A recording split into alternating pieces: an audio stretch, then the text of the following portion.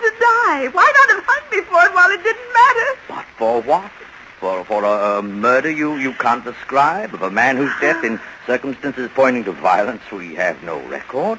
Why, no one on earth has come forward to accuse you of any crime. How did you find me? What was I doing? Where was I when you found me? You must remember what happened yourself. Live through that horror again. Only then will you know what is true. In the meantime, I shall help you in every way I can. Hate me if you like. It's better than hating yourself. Good night, Miss Turner.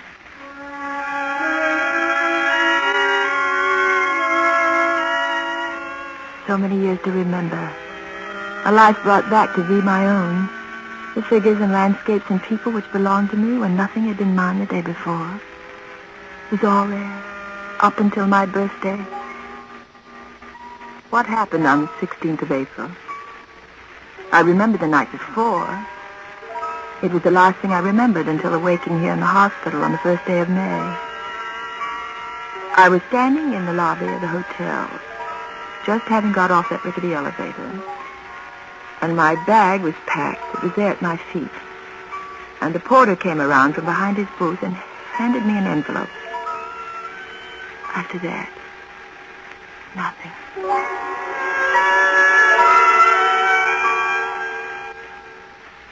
Black. White. Piano. Tune. Train. Teach. Barrister. Lawyer.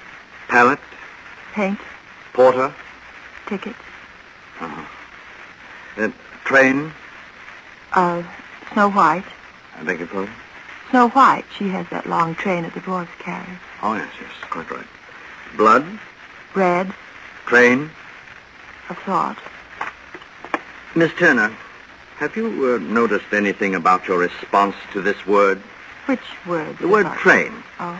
I've put it to you 3 times, and each time you, for some reason, avoided connoting what one should expect to be the most commonplace definition. You haven't answered with smoke or wheels or Waterloo Station or underground.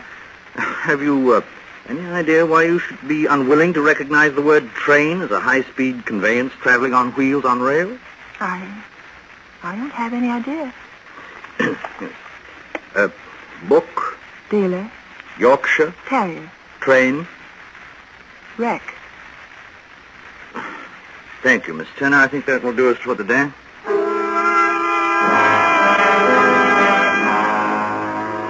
Miss Briggs took me back to my room. I was in a fever. I could hardly walk straight. She kept dabbing at my forehead with her handkerchief, but it didn't do any good. I could see her lips moving, probably asking me if I was all right and could she help me, but I couldn't hear her. There was another horrifying, terrible sound filling my ears. I held my hands over them trying to shut it out, but it only grew louder. In my room, Miss Briggs tried to push me toward the bed. I could see her lips framing, "You must lie down," but I thrust her out of the way and lunged for the canvas board. My hands and arms were numb as though they were floating out of my control, except that they ached agonizingly. There were flashes before my eyes, pounding waves that threw my head back and forth, as though I were being battered in some apocalyptic storm. Came a frightful shrieking, torn from the throat of a damned soul in torment, and I fell forward on the ground, and something fell with me. When I saw it, the picture I painted, and the voice that was shrieking was my own.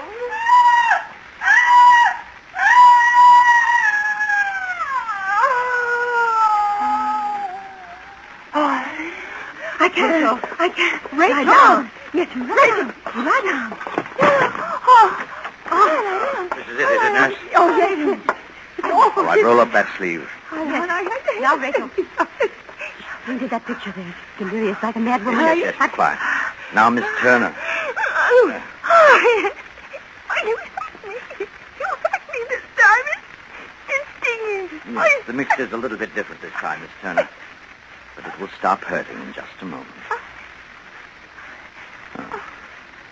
There. All ready. Oh, yes. It's warm. Peaceful. This picture you've just done. Is it good? I think it's extraordinarily good. Are you sleeping? Sleeping, but awake. Asleep, but not asleep. Can you describe this picture to me as though I hadn't seen it? A man sitting in a railway compartment looking out of the window of a train. Opposite him with her back to us is a woman. It's as though we were the woman whose attention is on this man. As though we were this woman? Yes. Don't you mean that you are this woman, Miss Turner? Yes, I am. What day is it now? My birthday. April 16th. Last April. Yes, that's the day.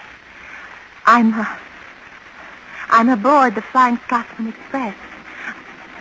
I'm on my way to Edinburgh to paint the moors. I'm in a first-class compartment. Alone, I'm relaxed and happy. I feel the urge to paint something. Right here as the train goes speeding along. And what do you paint? A man. That is the embodiment of a man. His posture, his clothes. But for some reason, I can't paint his face. I know his face, but I find it impossible to transfer it to the canvas. I make 4 separate versions of him, but each time my brush remains poised in midair, refusing to invade the oval of white where the face should be.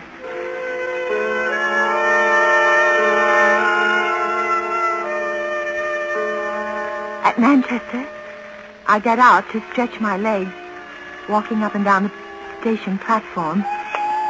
And when I resume my compartment, I find that I have a fellow traveler sharing it with me. He turned away as I enter. He's occupied with closing the window as it has begun to rain outside. As I seat myself opposite him, he turns to face me directly. He's the man. It's his face which is missing from the portraits that lie on the chair beside me. How do you do? How do you do? How do you do? Pardon. Do you feel not well? Forgive me for staring at you. I mean looking at you in this way. It is all right. Fine. I'm a painter, you see. Artist? Yes, good. An artist. Well, this is the impossible part. Here, you see these pictures? Huh? Oh, yes. Very interesting. I mean, not to know who it is, his face. Oh, but I do know. I didn't feel I could do the face before, but now I can. Oh, sure. Why? Because it's your face. My face? What for, my face? Yes, I know it's queer, but it's... I mean, you are going to put my face in there? Yes. Well, all right. All right. Go ahead. You mean it? Now? Sure. What do I do? I mean, I am all right to sit here like this? Yes. Just that way, please. If you would tilt your head just a little more, that way. This is all right? Yes. You're in the shadow, though. If there was only a little more light. Too dark. I have it. Would it be too much trouble if we change places? There's good light here where I'm sitting. Pardon? If we change places, I'll sit over there, and you... Oh, change places. Sure. I sit down where he has been, and he places himself exactly where I've been sitting a moment before. For a moment, he looks at me, smiling. And then, it happened. There was a grinding, crashing thunder. Smoke and steam obscured his face, still smiling in surprise. And then an inferno of splintering wood and glass and rending steel came screaming at him, and the car split into its flames and engulfed him, shrieking in death. I killed him! He changed places with me! It was I who was meant to die in the first place! I killed him! I killed him! I killed him! He took my death!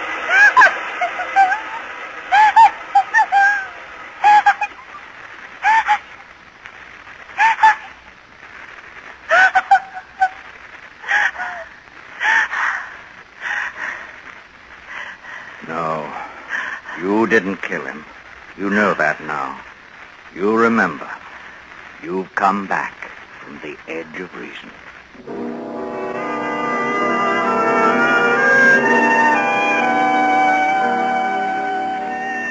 I'm going home. Sailing at midnight. It'll be midwinter. The snow on that Connecticut ridge. Those leafless elms in their rolling purple shadows. They gave me a farewell tea this afternoon, and I even had a cocktail. The hostess was much too busy to introduce us all around, but a very nice gentleman came up to me and introduced himself. My name is Grice. I'm a psychologist. I am Rachel Turner. I'm a painter.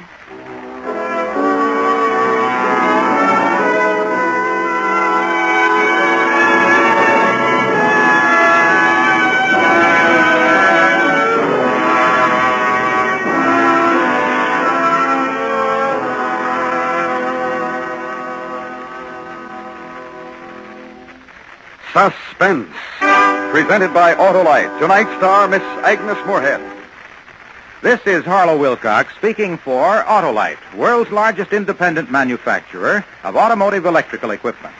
Autolite is proud to serve the greatest names in the industry. They are members of the Autolite family, as well as are the 98,000 Autolite distributors and dealers in the United States and thousands more in Canada and throughout the world.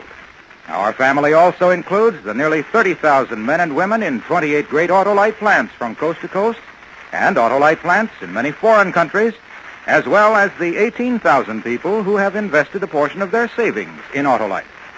Every Autolite product is backed by constant research and precision built to the highest standards of quality and performance. So remember, from bumper to tail light, you're always right with Autolite.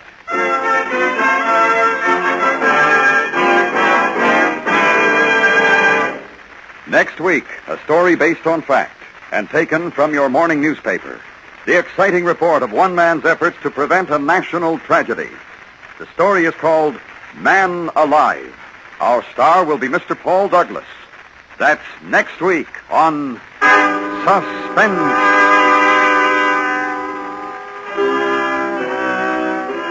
Suspense is transcribed and directed by Elliott Lewis, with music composed by Lucian Morowick and conducted by Lud Gluskin.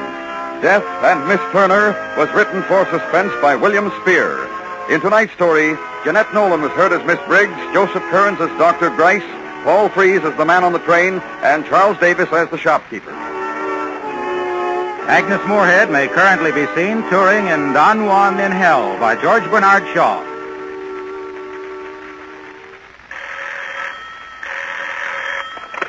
You can buy Autolite electrical parts, Autolite Stay-Full batteries, and Autolite resistor or standard type spark plugs at your neighborhood Autolite dealers. Switch to Autolite. Good night.